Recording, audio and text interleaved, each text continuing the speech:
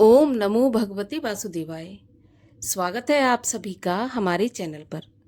आज के इस वीडियो में हम बात करेंगे आश्विन मास की दूसरी एकादशी के बारे में। आश्विन मास के शुक्ल पक्ष की एकादशी को किस नाम से जाना जाता है, किस दिन व्रत किया जाएगा, व्रत के पारण का समय क्या होगा, सभी के बारे में आज के इस वीडियो में हम बात करने वाले हैं। तो वीडियो को अंत तक अवश्य देख लीजिए और अगर वीडियो आपको पसंद आए तो लाइक करके शेयर भी कर दीजिएगा, क्योंकि आपके लाइक से हमें ये पता चलता है कि आपको हमारा वीडियो पसंद आया। और अगर वीडियो आपको पसंद आता है तो चैनल को सब्सक्राइब करके बेल आइकन पर क्लिक भी अवश्य कर लीजिए, क्योंकि हमारे चैनल पर आपको सभी प्रकार की व्रत कथाएं और महात्म सुनने को मिलेंगे। तो चैनल को तो सब्सक्राइब अवश्य कर ही लीजिए। तो चलिए शुरू करते हैं अब आज का वीडियो। देखिए, आश्विन मास के शुक्ल पक्ष की एकादशी को हम पापांकुशा एकादशी के नाम से जानते हैं। धर्म ग्रंथों में इसका बहुत अधिक महत्व बताया गया है। ऐसी मान्यता है कि इस दिन पूरे श्रद्धा और भक्ति से भगवान विष्णु और माता लक्ष्मी की आराधना करने से और व्रत रखने से मनुष्य को अपार पुण्य की प्राप्ति होती है और उसके सभी पाप नष्ट होते हैं। जाने अनजाने जो भी पाप हो जाते हैं वो नष्ट हो जाते हैं पापांकुशा एकादशी का व्रत रखने से।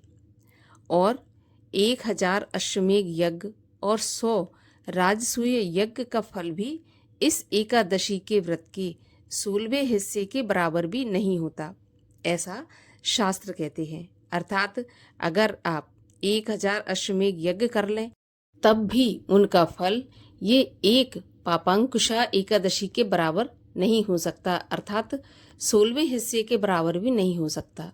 इस व्रत को करने से मनुष्य को धन धान्य एवं सुख की प्राप्ति भी होती है। इसीलिए पापांकुशा एकादशी का व्रत तो अवश्य करना ही चाहिए। इस एकादशी का व्रत करने से सभी पापों से मुक्ति भी मिलती है और भगवान विष्णु की कृपा से जीवन में सुख समृद्धि, धन धान्य और शांति का वास होता है। इस दिन किए गए दान पुण्य का भी विशेष महत्व है। इस दिन व्रत करने के साथ साथ गरीबों को अन्न, वस्त्र और जरूरत की वस्तुएं दान करने से कई गुना पुण्य बढ़ जाता है।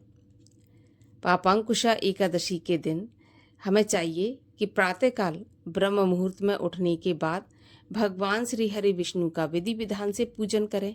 सारा दिन मन में भगवान के नामों का जाप करते हुए व्रत रखें।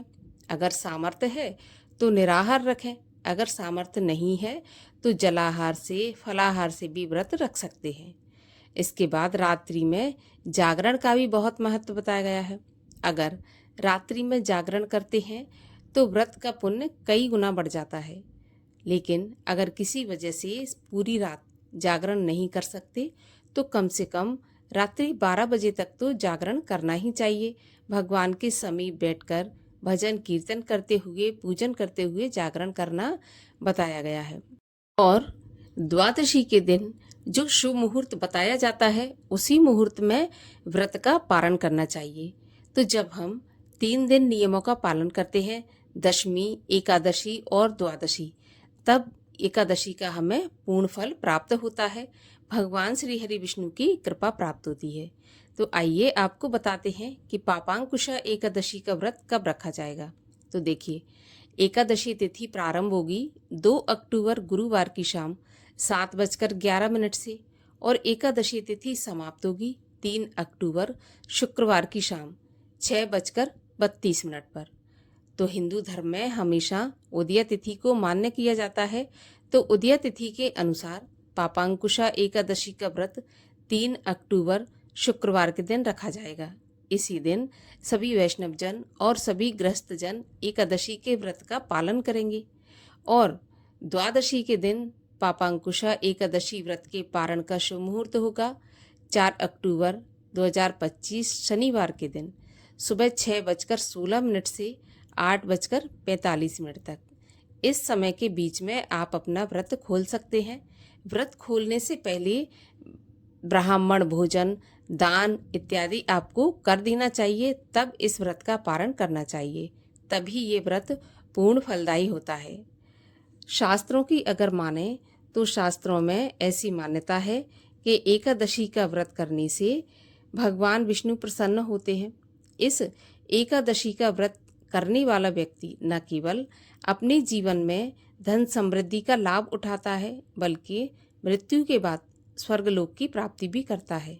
यही कारण है कि पापांकुशा एकादशी को मोक्षदायक एकादशी भी कहा जाता है। इस दिन प्रातःकाल स्नान आदि करने के बाद भगवान विष्णु की पूजा करनी चाहिए। पूरे दिन व्रत का पालन करना चाहिए। पूजा में तुलसी, पीले फूल, धूप, दीप और पंचामृत का विशेष महत्व है, तो वो भी भगवान को अर्पित करना चाहिए। तो ये थी पापांकुशा एकादशी के व्रत के बारे में संपूर्ण जानकारी अगर पसंद आई हो तो वीडियो को लाइक करके शेयर करिए। चैनल को सब्सक्राइब करके बेल आइकन पर क्लिक कर लीजिए। मिलते हैं अगले वीडियो में, तब तक के लिए हरे कृष्ण।